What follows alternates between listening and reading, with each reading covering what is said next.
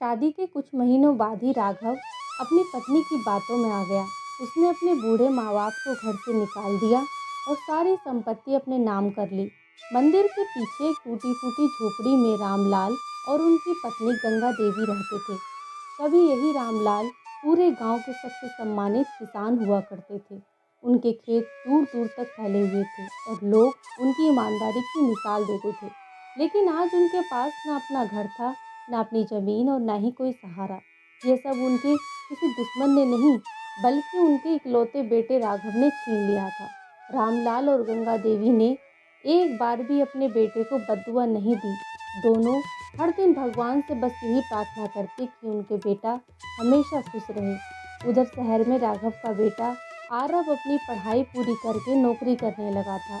बचपन से उसे यही बताया गया था कि उसके दादा दादी इस दुनिया में नहीं है।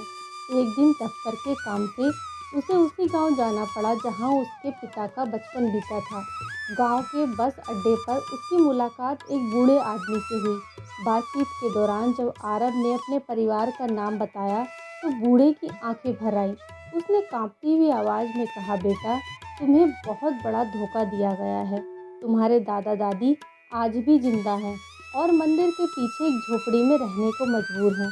यह सुनते ही आरव के पैरों तले जमीन खिसक गई।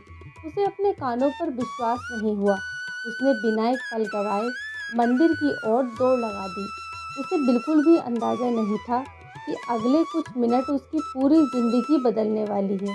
आरव तेज कदमों से मंदिर के पीछे बनी उस छोटी सी झोपड़ी की ओर बढ़ा। झोपड़ी के बाहर एक पुरानी चारपाई पड़ी थी, जिस पर सफ़ेद दाढ़ी वाले रामलाल बैठे आसमान की ओर देख रहे थे। पास ही गंगा देवी मिट्टी के चूल्हे पर सूखी लकड़ियां जलाकर दो रोटी सेक रही। उनके कपड़े पुराने और फटे हुए थे, लेकिन चेहरे पर आज भी अपनापन झलक रहा था। आरव कुछ पल तक उन्हें देखता रहा। उसकी आंखों से आंसू अपने आप बहने लगे। वह धीरे धीरे आगे बढ़ा और दोनों के चरणों में गिर पड़ा। अचानक किसी अनजान युवक को अपने पैरों में देखकर रामलाल घबरा गए। उन्होंने कांपते हुए हाथों से आरव को उठाया और पूछा, बेटा, तुम कौन हो? आरव की आवाज़ भर आ गई। उसने कहा, दादाजी, मैं आपका पोता आरव हूँ। यह सुनते ही गंगा देवी के हाथों से रोटी तवे पर ही जल गई। दोनों कुछ पल तक उसे देखते रहे, जैसे उन्हें अपनी आंखों पर विश्वास ही ना हो रहा हो। अगले ही पल गंगा देवी ने उसे सीने से लगा लिया और फूट फूट कर रोने लगी। रामलाल की आंखों से भी बरसों बाद आंसू बह निकले। आरव बार बार उनके हाथ चूमता रहा और कहता रहा, मुझे माफ़ कर दीजिए दादाजी, मुझे कभी आपके बारे में सच नहीं बताया गया। मुझे कहा गया था कि आप दोनों अब इस दुनिया में नहीं हैं। रामलाल ने उसके सिर पर हाथ फेरते हुए कहा, नहीं बेटा, इसमें तुम्हारी कोई गलती नहीं है। गलती हमारी किस्मत की थी, जिसने हमें अपने ही बेटे से दूर कर दिया। आरव ने चारों तरफ नज़र दौड़ाई। झोपड़ी की टूटी दीवारें, बरसात में टपकती छत, एक घड़ा, दो पुराने बर्तन और फटी हुई चादर देखकर उसका दिल रो उठा। उसने मन ही मन फैसला कर लिया कि अब वह अपने दादा दादी को इस हालत में एक पल के लिए भी नहीं रहने देगा। उसी समय मंदिर की घंटी फिर से बजी और आरव ने भगवान की मूर्ति की देखते हुए मन ही मन प्रण कर लिया कि जिसने उसकी दादा दादी से उसका सम्मान और धन छीना है, उसे वह अपने कर्मों का आईना जरूर दिखाएगा। रामलाल ने आरव को अपने पास बैठाया और गंगा देवी ने उसके लिए गुड़ और पानी लाकर रखा। आरव ने पहली बार महसूस किया कि गरीबी इंसान की हालत बदल सकती है, लेकिन उसके संस्कार नहीं। कुछ देर बाद रामलाल ने गहरी सांस लेते हुए कहा, बेटा, आज समय आ गया है कि तुम पूरा सच जान लो। फिर उन्होंने एक एक करके बीते बरसों की सारी बातें बतानी शुरू की। कैसे उन्होंने अपनी ज़मीन बेचकर राघव को शहर में पढ़ाया, कैसे उसकी हर छोटी बड़ी इच्छा पूरी की और कैसे शादी के बाद उसने अपनी पत्नी की बातों में आकर अपने ही माँ बाप को बोझ समझ लिया। रामलाल ने बताया कि एक दिन राघव ने उनसे संपत्ति अपने नाम करने के कागज़ों पर हस्ताक्षर करवा लिए और कुछ ही दिनों बाद उन्हें घर से निकाल दिया। गंगा देवी की आंखों से आंसू बहने लगे। उन्होंने कहा, बेटा, हमें अपने घर से निकाले जाने का दुख नहीं था। दुख इस बात का था कि हमारा बेटा हमें अपना नहीं समझ पाया। ये सब सुनकर आरब की मुट्ठियाँ अपने आप भिज गईं। उसका दिल गुस्से से भर उठा, लेकिन उसने अपने दादा दादी के सामने अपने आंसू छिपा लिए।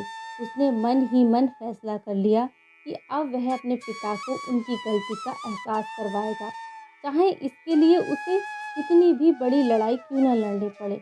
घर वापसी का निर्णय अगली सुबह सूरज की पहली किरण के साथ ही आरव उठ गया। उसने झोपड़ी के बाहर खड़े होकर अपने दादा दादी से कहा, अब आप दोनों इस झोपड़ी में एक पल भी नहीं रहेंगे। आज ही आपका घर वही होगा जहां आपका सम्मान होगा। रामलाल ने मुस्कुराकर कहा, बेटा, हम बूढ़े हो गए हैं, अब हमें किसी से कोई शिकायत नहीं है।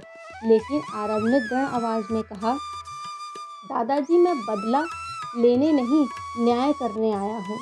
जिसने आपके साथ गलत किया है, उसे अपनी गलती का एहसास कराना मेरा फर्ज है। गंगा देवी ने उसके सिर पर हाथ रखा और बोली, बेटा, गुस्से में कोई ऐसा कदम मत उठाना जिससे परिवार हमेशा के लिए टूट जाए।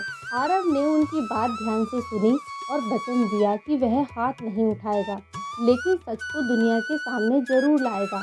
उसने अपनी कार में दादा दादी का छोटा सा सामान रखा।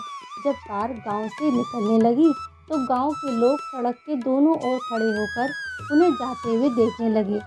कई लोगों की आंखों में खुशी थी कि शायद अब इस बूढ़े दंपत्ति की तकदीर बदलने वाली है, जबकि आरव की आंखों में एक ही संकल्प था, आज उसके पिता को अपने कर्मों का सामना करना ही होगा। शाम ढलने लगी थी। आरब की कार शहर में बने एक बड़े बंगले के सामने आकर रुकी, जहां कभी रामलाल और गंगा देवी ने अपने सपनों का घर बसाया था। कार रुकते ही चौकीदार ने गेट खोला, लेकिन जैसे ही उसकी नज़र पीछे की सीट पर बैठे रामलाल और गंगा देवी पर पड़ी, वह हैरान रह गया। इतने वर्षों बाद उन्हें देखकर उसकी आंखें भी भर आईं।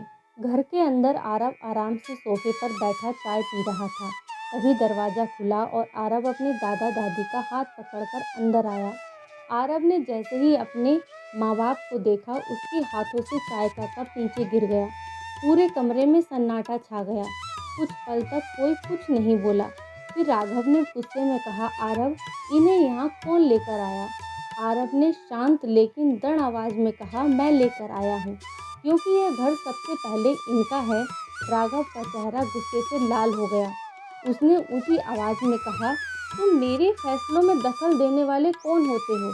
आरव ने बिना डरे उसकी आंखों में देखते हुए जवाब दिया, मैं आपका बेटा हूँ, लेकिन उससे पहले इनका पोता हूँ। जिस घर को आपने अपना बताया, उसकी एक एक ईंट पर दादाजी की मेहनत और दादी के त्याग की छाप है। आज मैं लड़ने नहीं आया हूँ, मैं आपको आपका अतीत याद दिलाने आया हूँ। तभी राघव की पत्नी भी बाहर आ गई। उसने तिरस्कार भरी नज़रों से रामलाल और गंगा देवी को देखा और बोली, इन लोगों को वापस यहाँ लाने की क्या ज़रूरत थी? यह सुनकर आरव की मुट्ठियाँ भिज गईं, लेकिन उसे दादी से किया हुआ वादा याद था। उसने खुद को शांत रखा और बोला, आज से इस घर में कोई भी इनके सम्मान के खिलाफ एक शब्द नहीं बोलेगा। अगर किसी को इस घर में रहने का अधिकार है, तो सबसे पहले इन्हीं दोनों का है। कमरे का माहौल भारी हो चुका था। राघव पहली बार अपने बेटे की आंखों में ऐसा आत्मविश्वास और सच्चाई देख रहा था, लेकिन उसके अहंकार ने अभी भी हार मानने से इनकार कर दिया था। राघव गुस्से से आरव के सामने आकर खड़ा हो गया। उसकी आंखों में अहंकार साफ दिखाई दे रहा था। उसने ऊंची आवाज में कहा, अगर तुम्हें इस घर में रहना है तो मेरी बात माननी होगी, वरना तुम भी अभी इसी वक्त यहाँ से चले जाओ। लेकिन आरव के चेहरे पर डर का नामो निशान नहीं था। उसने शांत स्वर में कहा, आज तक मैंने आपको सिर्फ पिता समझकर आपकी हर बात मानी है, लेकिन आज मैं उस बेटे की तरह खड़ा हूँ जिसके सामने उसके दादा दादी के साथ हुआ अन्याय है। मैं चुप नहीं रहूँगा। यह सुनकर राघव और भड़क गया। उसने रामलाल और गंगा देवी की इशारा करते हुए कहा, इन लोगों ने तुम्हें मेरे खिलाफ भड़काया है। तभी रामलाल ने कांपती हुई आवाज में कहा, नहीं बेटा, हमने तो आज तक तेरे खिलाफ एक शब्द भी नहीं कहा। सच खुद चलकर तेरे बेटे के सामने आ गया। राघव कुछ पल के लिए चुप हो गया। तभी आरव ने अपना मोबाइल निकाला और उसमें गांव के लोगों के बयान मंदिर के पुजारी की बातें और झोपड़े की तस्वीरें दिखानी शुरू कर दी। हर तस्वीर राघव की आत्मा पर एक चोट की तरह पड़ रही थी। कमरे में मौजूद हर व्यक्ति खामोशी से सब देख रहा था। आरव ने कहा, ये तस्वीरें किसी कहानी की नहीं, आपकी सच्चाई की गवाही हैं। जिस पिता ने आपको चलना सिखाया, आज वह टूटी चारपाई पर सोने को मजबूर था। जिस माँ ने आपको अपने हाथों से खिलाया, वह दूसरों के दिए हुए अनाज पर जी रही थी। यह सुनकर राघव की नजरें झुकने लगी, लेकिन उसका अहंकार अभी भी उसे अपनी गलती स्वीकार करने नहीं दे रहा था। तभी गंगा देवी ने धीरे से कहा, आरव बेटा, आवाज़ धीमी रखो, वह तुम्हारे पिता हैं। दादी की यह बात सुनकर आरव एक पल के लिए शांत हो गया। उसने गहरी सांस ली और मन ही मन सोचा कि वह अपने पिता को अपमानित नहीं करेगा, बल्कि उन्हें उनकी गलती का एहसास कराकर ही रहेगा। उसी समय दरवाजे की घंटी बजी और बाहर कुछ ऐसे लोग खड़े थे जिनके आने से राघव की जिंदगी एक नया मोड़ लेने वाली थी। राघव ने जैसे ही दरवाज़ा खोला, सामने गांव के सरपंच, मंदिर के पुजारी और दो बुजुर्ग पड़ोसी खड़े थे। उन्हें देखकर राघव का चेहरा उतर गया। उसने घबराकर पूछा, आप सब यहाँ कैसे? सरपंच ने गंभीर आवाज़ में कहा, हम यहाँ किसी झगड़े के लिए नहीं आए हैं, बल्कि सच का साथ देने आए हैं। सभी लोग घर के अंदर आ गए। रामलाल और गंगा देवी ने उन्हें हाथ जोड़कर नमस्कार किया। राघव की पत्नी ने माहौल बदलने की कोशिश की, लेकिन किसी ने उसकी बात पर ध्यान नहीं दिया। सरपंच ने राघव की ओर देखकर कहा, बेटा, गलती हर इंसान से होती है, लेकिन अपनी गलती को स्वीकार करना हर किसी के बस की बात नहीं होती। पूरे गांव ने अपनी आंखों से देखा है कि तुम्हारे माता पिता ने तुम्हें कैसे पाला और फिर उसी घर से उन्हें कैसे बेघर होना पड़ा। मंदिर के पुजारी ने भी आगे बढ़कर कहा, रामलाल और गंगा देवी ने मंदिर में बैठकर कभी तुम्हारे लिए बुरा नहीं मांगा। हर सुबह और शाम उन्होंने केवल तुम्हारी खुशहाली की प्रार्थना की। ऐसे माँ बाप बहुत भाग्य से मिलते हैं। ये सुनकर आरव की आंखें भर गईं। उसने अपने पिता की ओर देखा और कहा, पिताजी, आज भी दादाजी और दादी जी के दिल में आपके लिए नफरत नहीं है। अगर ये चाहते तो आपको कभी माफ़ नहीं करते, लेकिन इन्होंने हर दर्द सहकर भी आपका भला ही चाहा। अब फैसला आपको करना है कि आप अपने अहंकार को चुनेंगे या अपने माता पिता का आशीर्वाद। कमरे में गहरा सन्नाटा छा गया। राघव के चेहरे पर पहली बार पछतावे की झलक दिखाई दी, लेकिन उसके होठ अब भी खामोश थे। तभी रामलाल धीरे धीरे उठे, अपने बेटे के पास गए और कांपते हुए हाथ से उसके सिर पर हाथ रख दिया। उनकी आंखों में आंसू थे, लेकिन दिल में अब भी एक पिता का वही असीम प्रेम था। रामलाल का कांपता हुआ हाथ जैसे ही राघव के सिर पर पड़ा, राघव की आंखें भर आईं, लेकिन उसने तुरंत अपना चेहरा दूसरी ओर घुमा लिया ताकि कोई उनके आंसू न देख सके। उसने धीमी आवाज में कहा, पिताजी, मैंने जो किया उसके पीछे भी कुछ मजबूरियां थी। यह सुनते ही आरव ने शांत स्वर में कहा, मजबूरियां इंसान को गरीब बना देती हैं, लेकिन अपने माँ बाप को घर से निकालने का अधिकार कभी नहीं देती। पूरे कमरे में फिर से सन्नाटा छा गया। सरपंच और गांव के लोग भी बिना कुछ बोले राघव को देख रहे थे। गंगा देवी धीरे धीरे आगे बढ़ी और बोली, बेटा, अगर तुझसे गलती हुई है तो भगवान से पहले अपने दिल से माफ़ी मांग। हम तो आज भी वही माँ बाप हैं जो तेरे बचपन में तेरी एक मुस्कान के लिए अपनी सारी खुशियाँ कुर्बान कर देते थे। यह सुनकर आरव के बचपन की यादें उनकी आंखों के सामने घूमने लगी। उसे याद आया कि किसी अपनी माँ रात भर जाग कर उसकी बीमारी में उसकी सेवा करती थी। कैसे उसके पिता धूप और बारिश में खेतों में मेहनत करके उसकी पढ़ाई का खर्चा उठाते थे। हर याद उसके दिल पर एक चोट बनकर गिर रही थी। तभी आरव ने मेज पर एक पुराना फोटो फ्रेम रख दिया। उस तस्वीर में छोटा सा राघव अपने माता पिता के कंधों पर बैठा हंस रहा था। तस्वीर देखते ही राघव के हाथ कांपने लगे, उसके होठ थरथराने लगे और उसकी आंखों से आंसू टपक कर उसी तस्वीर पर गिर पड़े। पहली बार उसका अहंकार टूटने लगा था, लेकिन अभी भी उसके मुंह में माफ़ी का एक शब्द नहीं निकला था। आरव सब कुछ चुपचाप देख रहा था। उसे समझ आ गया था कि इंसान को हराने से बड़ी जीत उसके अंदर सोई हुई इंसानियत को जगह देना होती है, और शायद वही पल अब धीरे धीरे करीब आ रहा था। कमरे में फैली खामोशी को गंगा देवी की धीमी आवाज़ ने तोड़ा।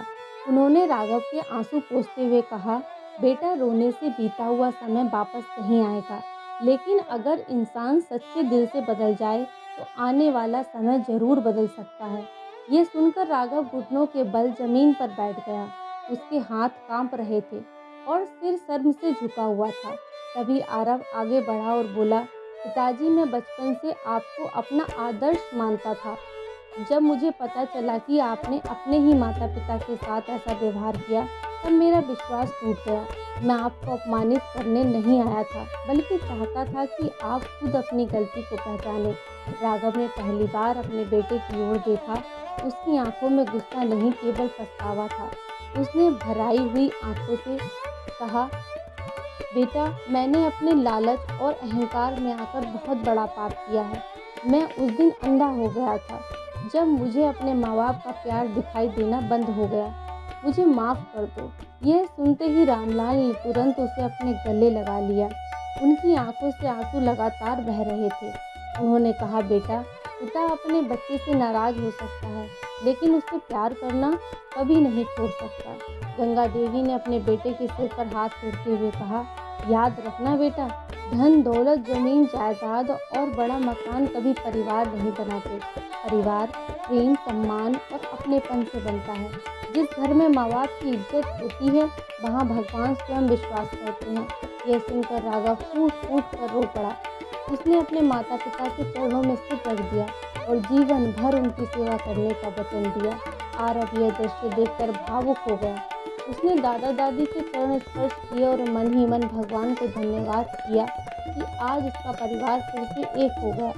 उस दिन के बाद उस घर में कभी किसी को लेकर मनमुटाव नहीं हुआ।